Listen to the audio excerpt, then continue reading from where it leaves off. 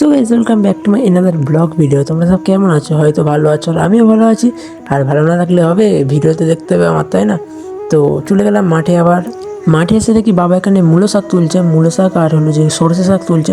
কারণ মূলো শাক যখন ছড়িয়েছিল তার ভেতরে সরষে দানা ছড়ানো ছিল, তো ভেজাল দানা ছিল। আর অনেকেই সরষের সাথে মূলো শাক অনেকেই পাইল হয়ে গেছে, আর এর ভেতরে সরষে দানা আর মূলো দানা সব মিক্সিং হয়ে গেছে, তো খুব অসুবিধা হচ্ছে তুলতে। তো বাবা এগুলো আলাদা আলাদাভাবে তুলছে সব শাক করার জন্য, দেখতে পাচ্ছ।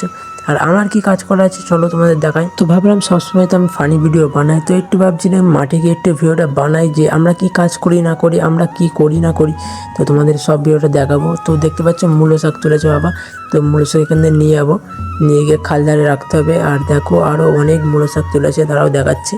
তো দেখতে পাচ্ছ এদিকে কতটা সরষে শাক তোলা আছে, আর এদিকে মূলো শাক আছে।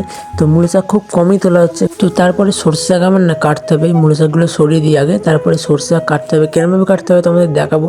তো সরষে শাক যখন কাটবো তখন ফোন রাখার জায়গা হচ্ছিল না, ভাবলাম কোথায় রাখবো। তো গালে করে ধরছিলাম আর ফোনের কাঁচটা ভেঙে গেল আর কি, দাঁতে চাপ করে কাঁচটা ভেঙে গেছে অনেকটাই। তারপরে ভাবছিলাম কোথায় রাখবো, তারপরে মনে পড়লো যে হাঁটুর উপরে রাখবো, হাঁটুর উপরে রেখে কাটবো। আর হাঁটুর উপরে প্রথমবার রাখতে গিয়ে ফোনটা পড়ে গেছিলো নিচে, আবার তুলে আবার চেষ্টা করতে না করতে আবার হয়েছে দেখি। তো কিছু সরষে শাক কাটা হয়ে গেছে, এবার ভিডিওটা অফ করতে হবে, কারণ এবার কাজটা করতে হবে, নাহলে ফোনটা যদি পড়ে খালে পড়ে যায় তখন আর ফোনটা তুলতে পারবো না।